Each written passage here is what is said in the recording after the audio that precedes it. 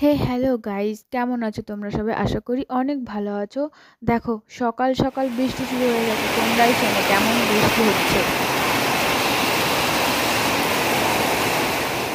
এটা ছিল রান্নাঘরের টিনের আওয়াজ। মানে যখন বৃষ্টি পড়ছিল তখনকার। খুব ভালো লাগে মাঝে মাঝে ওই টিনের আওয়াজটা শুনতে, বৃষ্টির। তারপর যাই হোক, ঘরটায় এসে দেখি খুব বিচ্ছিরি অবস্থা। সকালবেলা উঠে বিছানা তুলেছিলাম, তারপরে ওই যে আবার শুয়ে পড়েছি, তার জন্য বিছনা টিছনা সব এলোমেলো হয়ে গেছে। আর আজকে ঝোঁকে ঝোঁকে সব কাজ করে ফেলছি। মানে আমি না বেশিরভাগ কাজ শুয়ে শুয়ে না দেখি, ঘরটা চারিদিকে দেখি। হ্যাঁ, কোথা দিয়ে কি করতে হবে, ওরকম করে দেখতে দেখতে না ঝোঁক উঠে যায়। তারপর না সব কাজ করতে শুরু করে দিই। আজকেও তাই হয়েছে। তো আমি ওই ওপরে দেখতে পাচ্ছ কাপড়টা লাগিয়েছি, তো ওটাও না শুয়ে শুয়ে দেখছিলাম যে কিভাবে কিভাবে লাগালে ঠিক করে লাগানো যাবে, কিংবা কোথা দিয়ে উঠলে ঠিক করে লাগানো যাবে, সেটা আর কি। তারপর ওটা লাগিয়ে নিয়েছি যে করে হোক। তারপরে ভিজা মই নিয়ে এসেছি আজকে। ওটা যা ভারী ছিল, ওই বৃষ্টির মধ্যে গিয়েই ভেজা মই নিয়ে এসেছি, তখন টিপ টিপ করে বৃষ্টি পড়ছিল। তারপর ওটা লাগিয়ে নিয়েছি। আমার শাশুড়ি এসে বলছে, কি করে লাগালা একা একা, পড়ে যাওয়ার যদি ভয় হতো মই থেকে স্লিপ কেটে। আমি বলছি সেইভাবেই উঠেছিলাম যেন না পড়ে যাই। তারপর যাই হোক, সকালবেলা একবারে সব গুছিয়ে গাছিয়ে নিচ্ছি। মানে ওই যে বললাম না ঝোঁকে ঝোঁকে সব কাজ যেন হয়ে যায় সেই বুঝেই। তো প্রথমে না আমি বলছি তাহলে আজকে খাট থেকেই শুরু করি। তো ভালো করে খাট টাট মুছে নিয়ে সব জানলা, খাটের ওখানকার জানলাটাও মুছেছি। তো নাহলে ধুলো জমে যায়। খাটের চার কোণায় হ্যাঙ্কারে প্রচুর ধুলো জমে যায়। আবার সেদিনকে দেওয়াল ফুটো করেছিল ওই জানলার ওই পিনগুলো লাগানোর জন্য, তার জন্য না ওই ধুলো পড়েছে, তাই ভালো করে মুছে নিচ্ছিলাম। এদিকে শোকেসটাও দেখি হালকা পাতলা ধুলো পড়েছে। আমি আবার বলি না এক সপ্তাহের মধ্যেই ধুলো পড়ে যায়। আমি বলি না সপ্তাহে সপ্তাহে না মুছলে আমার আবার ভালো লাগে না। তো এর জন্যই সপ্তাহে যে কোনো একদিন নিজের জন্য সময় বের করে ভালো করে ঘরটা পরিষ্কার করি। নিজের জন্য বলতে ঘরের জন্য সময় বের করে ভালো করে ঘরটা পরিষ্কার করার চেষ্টা করি। আর যাই হোক, শখের জিনিস সবসময় যত্ন করে রাখতে হয়, সে মানুষ হোক বা জিনিসপত্র। বুঝেছো?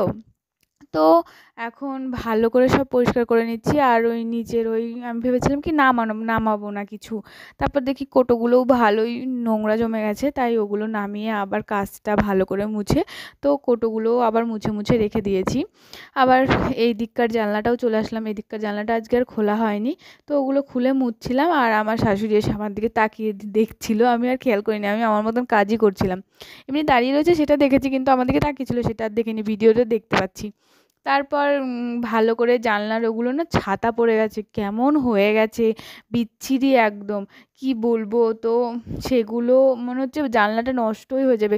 ওই দেওয়ালটা এত পরিমাণে ঘামছে না, মানে একটু বৃষ্টি হলেই দেওয়ালটা ঘামছে, পুরো নিচ পর্যন্ত ঘেমে যাচ্ছে। ওখানে ওই টেডিটা আছে, টেডিটাও ভিজে যাচ্ছে। রোদ উঠছে না যে টেডিটার মধ্যে আমি একটু রোদ দেব, মানে রোদ খাওয়াবো শুকিয়ে যাবে তা না। এই যে জানলার যে পর্দাটা দিয়েছি, পর্দাটাও ভিজে যাচ্ছে, মানে এতটাই জল দিয়ে পুরো ভিজা ভিজা হয়ে গেছে। আমার তো টেনশন এখন যে দেওয়ালটায় আবার শ্যাওলা না উঠে যায়, ভেতরের দিকে রং করা রয়েছে, যে শ্যাওলা উঠে যায় কি বিচ্ছিরি লাগবে। তো তার জন্যই। আর ওই দিককার পাইপটাও না আনা হবে, আজকে আনা হবে কালকে আনা হবে, এরকম করে করে না আর আনা হচ্ছে না। তারপর এদিকে এই পুতুলগুলো প্রথমে সাজিয়ে রেখেছিলাম। তা আমি বলছি এখানে না অনেক দিন ধরে রয়েছে, এটা আজকে একটু চেঞ্জ করি। তার জন্য পুতুলগুলো আবার ওই ওয়াইফাইয়ের ওপরে একটা লাভ দিয়ে দিয়েছি, খুব সুন্দর লাগছে দেখতে। তার সাইডে স্মাইলটাও দিয়ে দিয়েছি, আরও সুন্দর লাগছে দেখতে।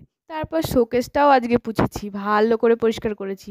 পরিষ্কার টরিষ্কার করে ঘরটা ঝাড় দিয়ে নিচ্ছি। আর আগের দিন আমি খাটের তলা সুন্দর করে ঝাড় দিয়েছি, তার জন্য আজকে আর খাটের তলা বেশি দূর গেলাম না, তো অল্প একটু সামনের দিকে ঝাড় দিয়ে নোংরাগুলো বের করে নিচ্ছি। মানে খাটের তলা পরিষ্কারই রয়েছে।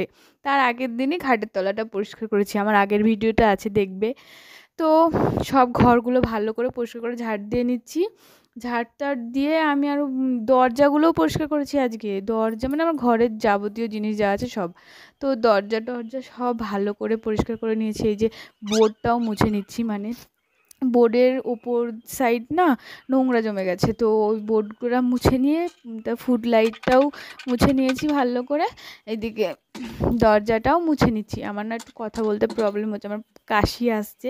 তো আমার একটু কাশি হয়েছে, এর জন্য মানে বেশি কথা বললেই কাশি হয়। তাই আর কি। তো সবার প্রথমে যেটা বলার, আমার ঘরের মধ্যে না অনেক জামা কাপড় ওই খাটের হ্যাঙ্গারে ঝোলানো ছিল, ওটা না প্লিজ ইগনোর করো। তো ওটা আমি লাস্টের দিকে বলছি।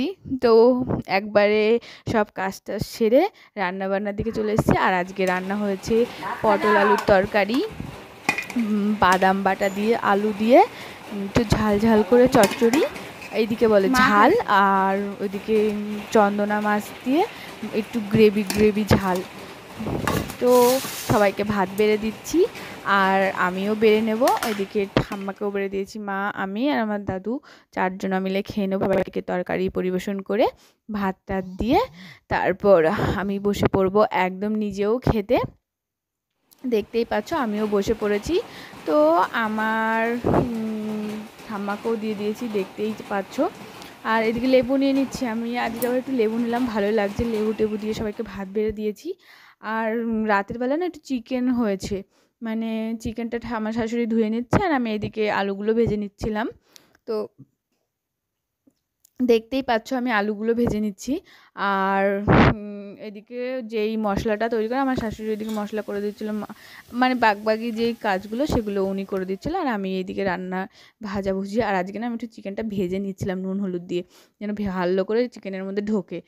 মানে চিকেন রান্না করতে পারতামই না, নতুন নতুন রান্না শিখছি আর কি, তাই নতুন নতুনভাবে ট্রাই করছি। তারপর দুজনে মিলে কষা মাংস খেতে বসে পড়লাম। আর আজকের ভিডিওটুকু এইটুকুই, আশা করি তোমাদের খুব ভালো লাগবে। পুরো ভিডিওটি দেখার অনুরোধ রইল। আর কেমন হয়েছে অবশ্যই বলো। আবার চলে আসবো নতুন একটা ভিডিও নিয়ে তোমাদের মধ্যে।